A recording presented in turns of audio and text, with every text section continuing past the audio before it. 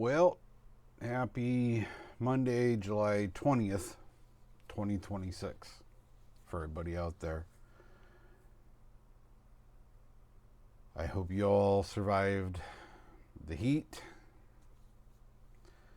We hit, I think, 103 here today in Fremont with 110 heat index. And that's typical for us here in July and August. So we're going to get a couple days of break from the heat. And then we're going to go right back to scorching temps here until the end of August, early September. I'm 52. I've lived here my entire life. And you know what? It just, every year, I tell myself, eventually, someday I'm going to find someplace a little bit more mellow without the mood swings. But, you know, my dad always used to, didn't matter. During the summer, it was always stinking rotten heat. During the winter, it was stinking rotten cold.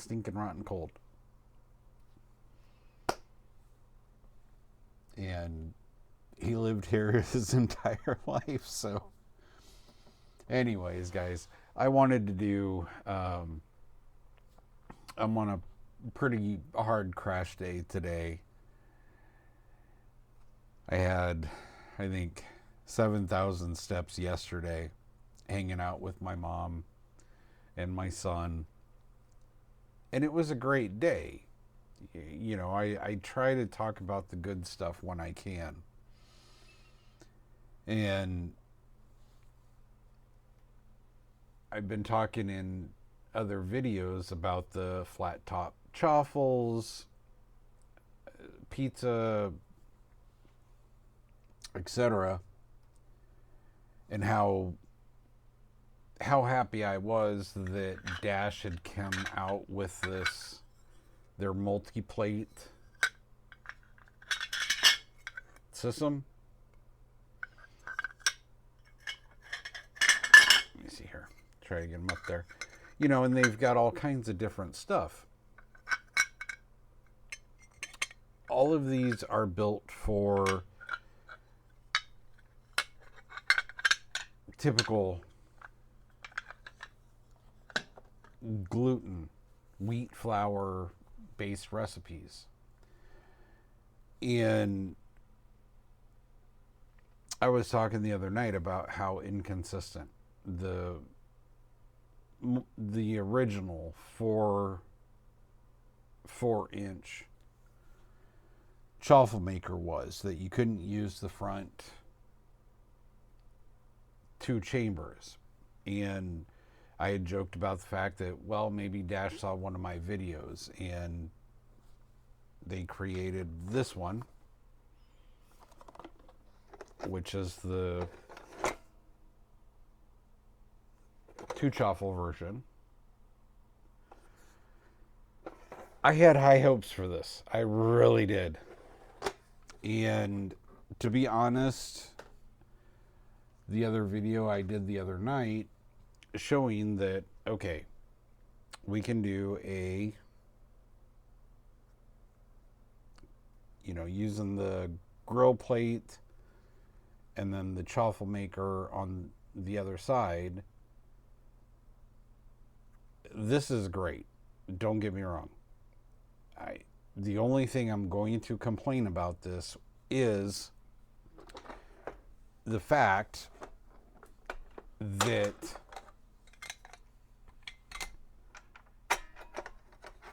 you can tear this apart. This is how it comes apart, okay? So you have individual plates that sit on top of the heating elements, and then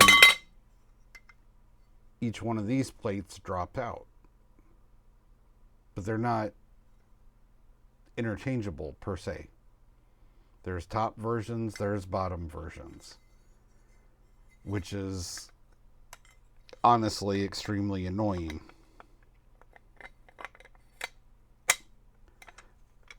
And for me to get this all lined up, it was like $50 for the maker. Okay. I really had high hopes. Maybe I got a bad unit. So I ordered a second one, and I'm going to try that out. But I got like 2 batches. My typical Chaffle recipe generally uses 4 minutes. So, 4 minutes, pop it out. It's ready to go. Drop in another 2 scoops. 4 minutes, pop it out. Another 4 minutes, pop it out. Well, this one, it takes so much longer to warm up. Get it up to temperature. I got basically 4 Chaffles out of it. And then for some reason it just stopped heating. And I had to run the third batch 6, 7, 8 minutes. And then all of a sudden it picks back up again, and you can do a couple of Chaffles in 4 minutes. So I'm hoping I just got a bad unit, and the second one will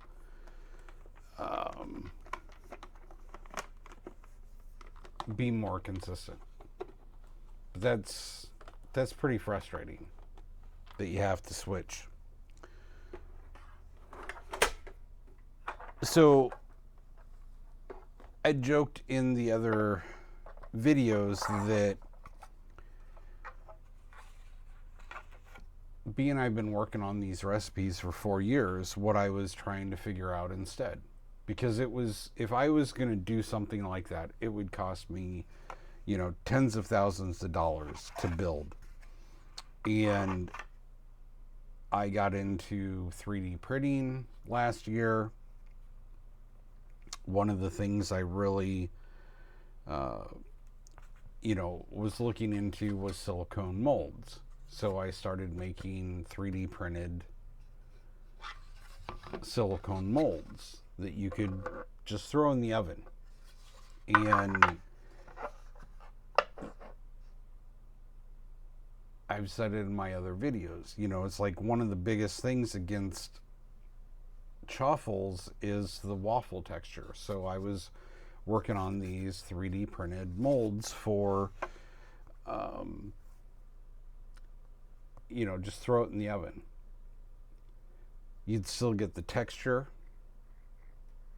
the waffle texture for structure, being that we're basically working with a souffle. But this way you would get a rounded top, like a hoagie bun, for example. Worked great, but it's so expensive for me to do it on my own. I filed the patent applications and everything. Having to work on the recipes and something like this with everything else I have going on in my life just wasn't really an option. I just kind of had to put this off on the side for now. Maybe we'll come back to it down the road.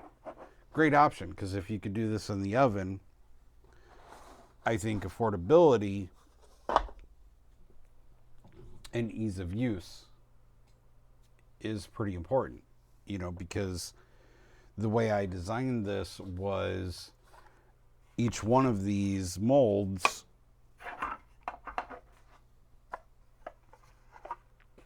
would fit, so 3 of these, put it over there, so 3 of these fit inside of a typical baking pan. And you could do, in a typical size oven, you could do 4 pans with 3 of these. So technically, if you were just doing flat top chaffle, you could do 3, 6, 9, 12. 1, 2, well, 3, 3, 6, 9, 12 of these. So I think it was 24 chaffles at a time. And the bigger, if you're doing the hoagie bun, you could do 3, 6, 9, 12 of these, so still potential there. But I don't have the time and energy to work on it with everything else I'm doing right now.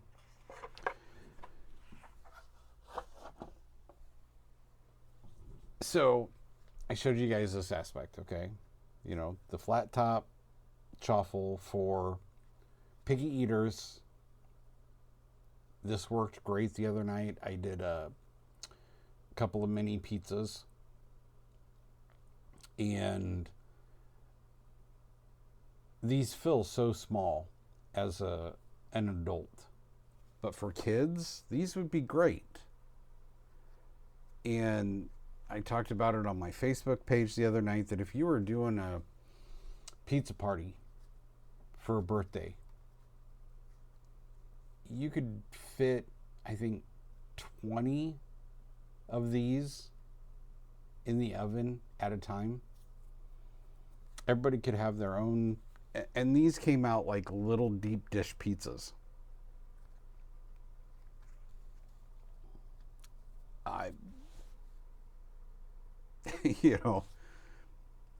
It was great. If Dash would reach out to me, yes, that would be awesome. If we could do an 8, a 10-inch, and a 12-inch chaffle maker like this, we could skip a lot of the other issues I've been having with pizza crusts for the last couple of years. Now, the other thing with the bread and bun chaffle recipe with the flat top, with the griddle top, is the fact that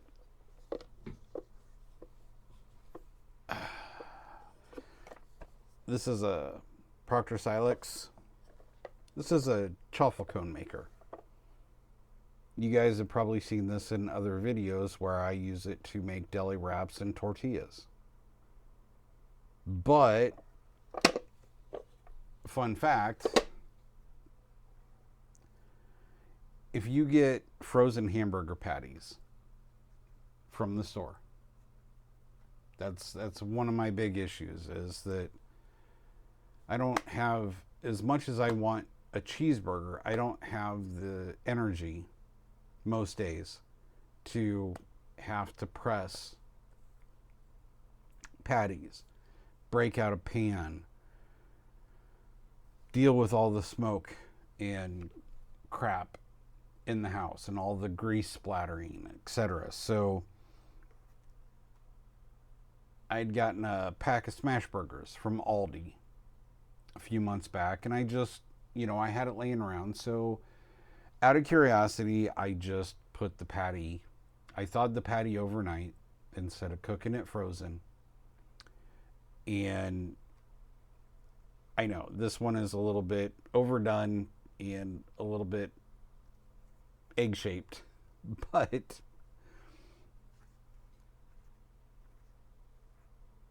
when you put it on the chaffle,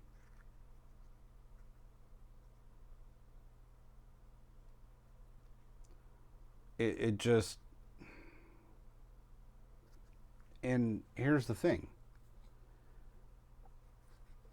This was like 2 minutes. Put it in, close the lid, 2 minutes, pull it off, paper towel to wipe up the excess grease, no smoke, no splatter. And if you've got 2 of them, man, you can really knock out, versus having to have a big flat top or 4 or 5 pans on the stove. It was great. And then the other aspect too was reheating the bacon that I'd done in the oven the night before. Just slap the bacon after the burgers were cooked. So pull your burgers off, put a couple slices of bacon on there, 30 seconds. That's all it takes, 30 seconds. Pull it off, put it on your burger, ready to go.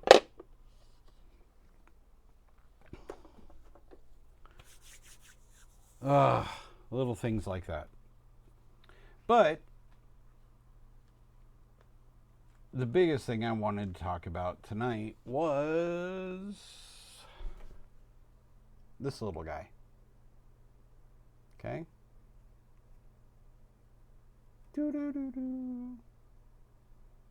This is a peanut butter and chocolate chip chookie. I'm kind of looking at, trademarking all of these names down the road, but, like the pizza version of the Chaffle. Might as well call it a chaza. Cheese is already taken. Sandwich is another one. Sandwich is trademarked, already taken. Maybe we can start calling them chamwiches instead. So if you're going to do a deli chamwich or a breaded chicken patty chamwich, it's silly, I know, but think about all the big companies that have those trademark names.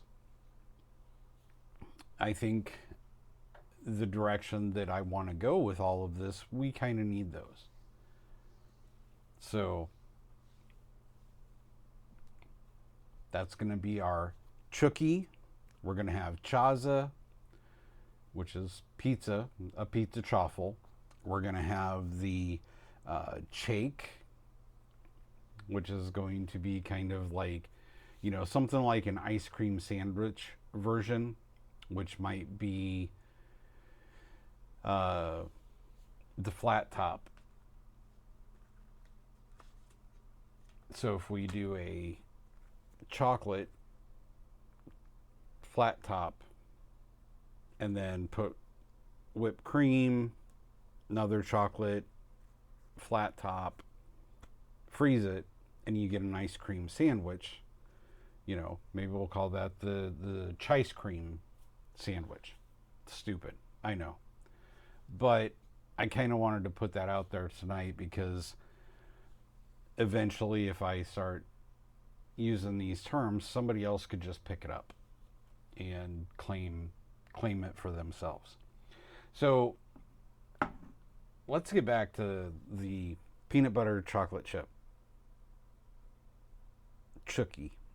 I love that. Just chookie.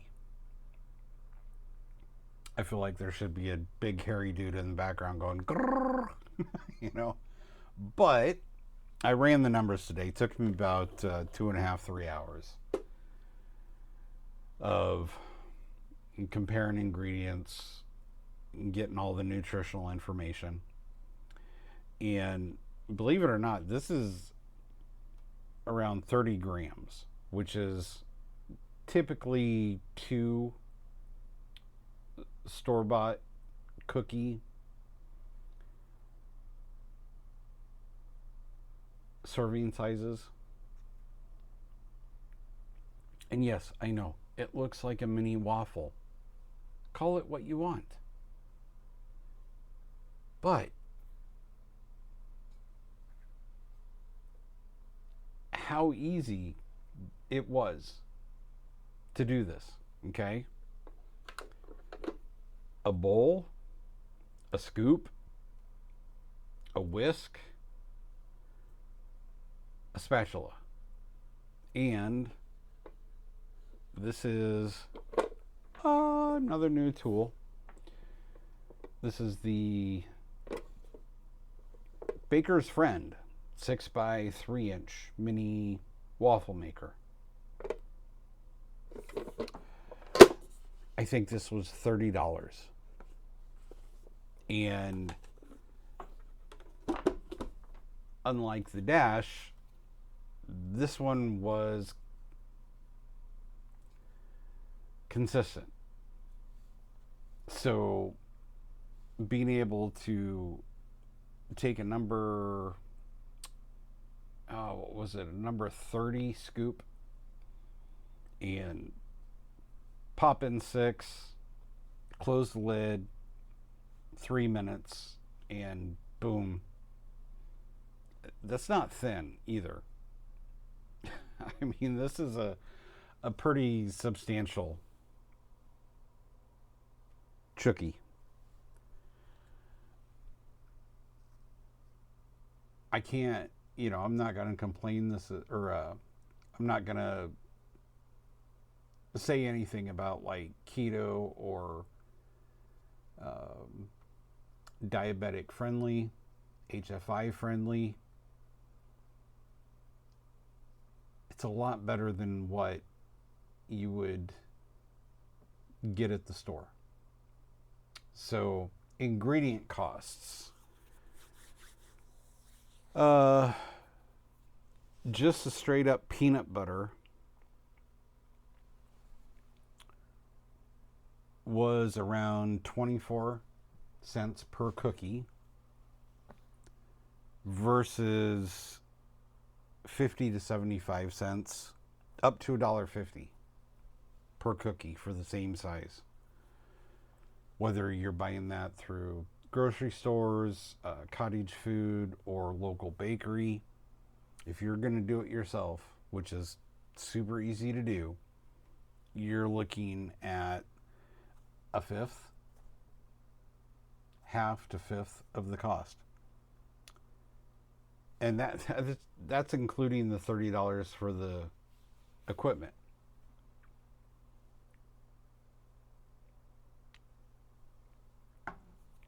And the current recipe that I'm working on makes like 18 to 20 cookies. If you do it in bulk, it gets a lot cheaper than that. Now, the biggest thing is the nutritional information. So I did a lot of research today, bouncing between, and I've done this with all my recipes. How does my regular chaffle for the bread and bun compare to a typical slice of gluten-free bread versus a standard conventional wheat-based flour bread.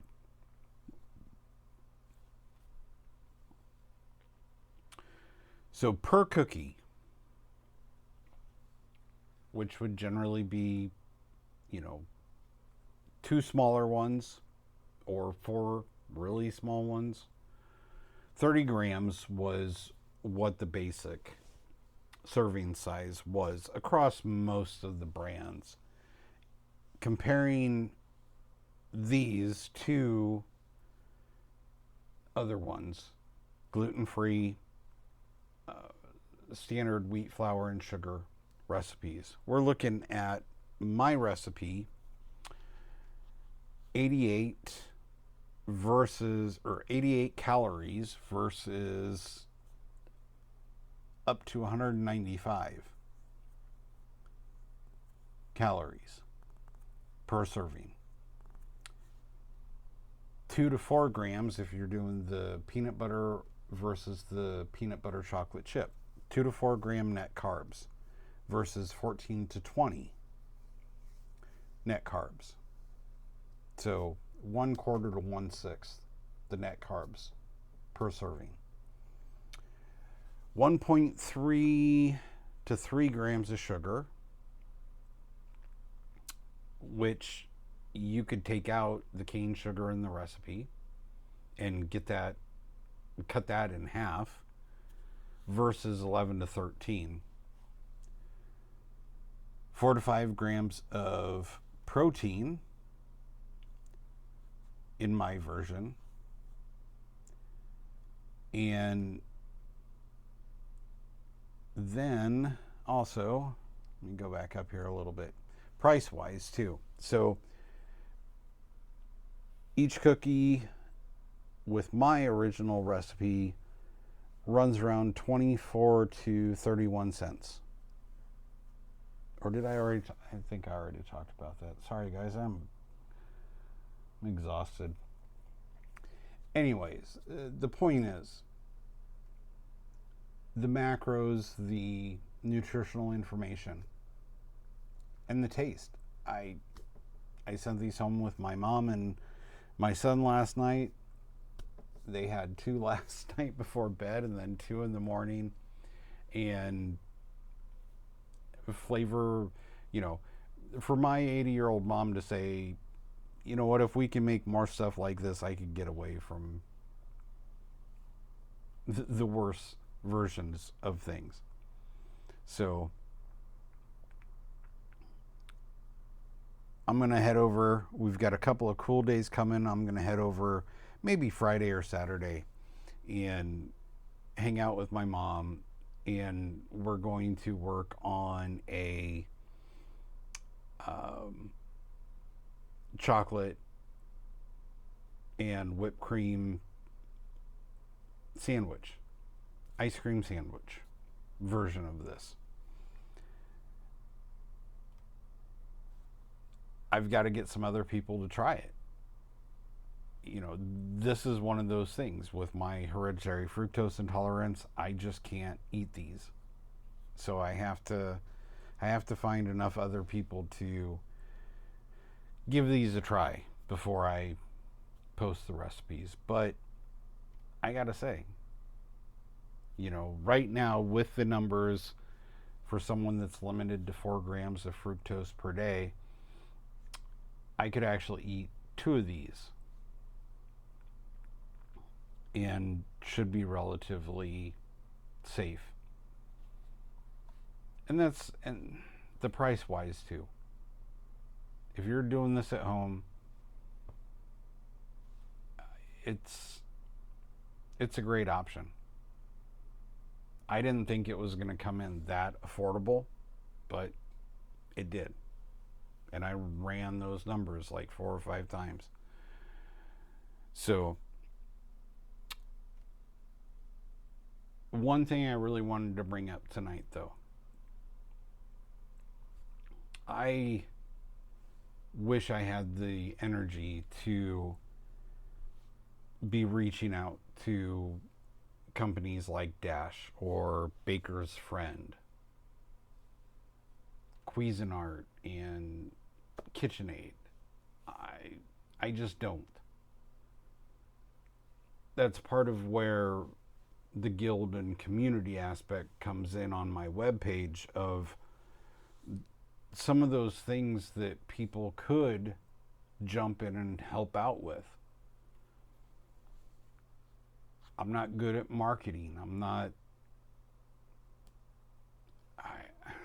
a builder and fixer. I'm not a mathematician and web designer. And I'm hoping that, I don't know how to post that to draw in people to get them involved. This isn't something I'm going to give up on. This is something that I'm hoping people will understand what I'm trying to do. But it is so much bigger than what I had originally planned on, like I've said in other videos.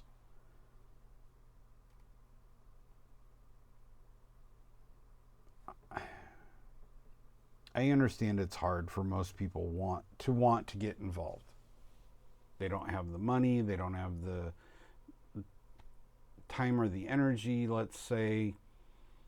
The biggest thing really is the money aspect. People want to get paid for what they're doing. And for the next year or so, yeah, this might be a majority of volunteer type of investment.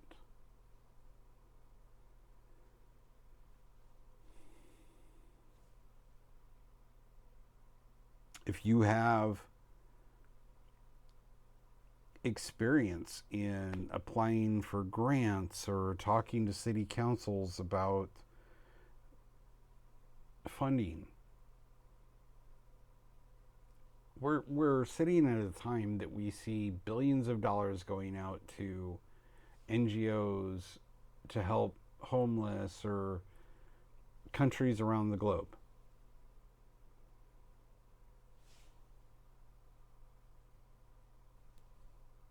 I don't know what they pay. They probably pay $100,000 a year to somebody just to apply for grants. And that needs to get said.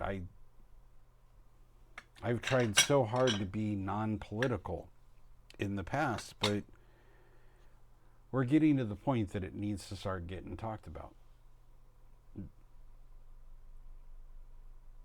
The amount of people with ME/CFS, long COVID, celiacs, alpha-gal, and the other slew of autoimmune conditions, diabetes, etc.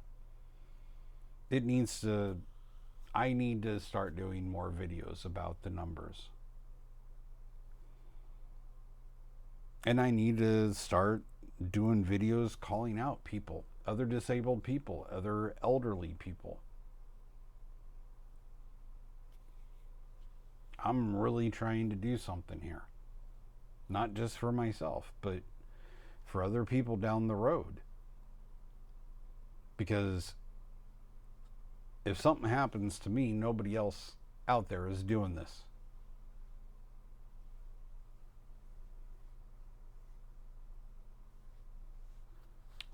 We can be doing better. We can work together. And yes, it might take a little bit of volunteer time to help each other out and make the world a better place.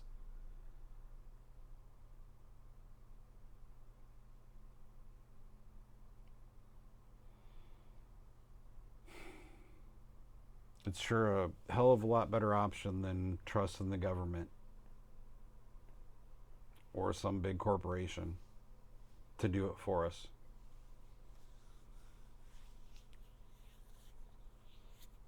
If you guys can, like, share, subscribe.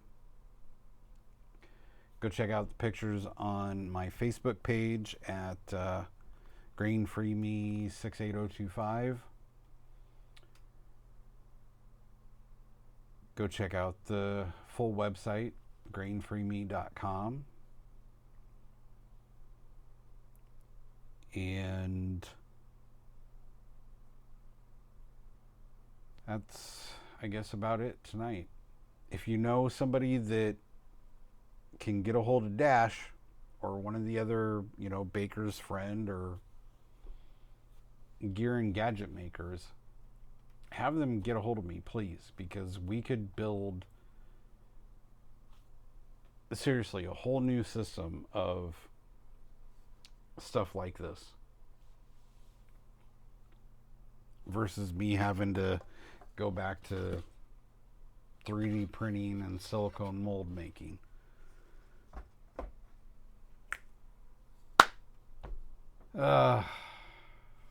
Take care, everybody.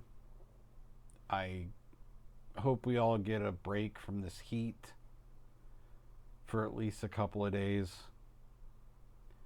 And until then, I hope y'all are well. Shoot me a comment, shoot me an email, go post on Facebook. And until next time, signing out from Grain Free Me in Fremont, Nebraska.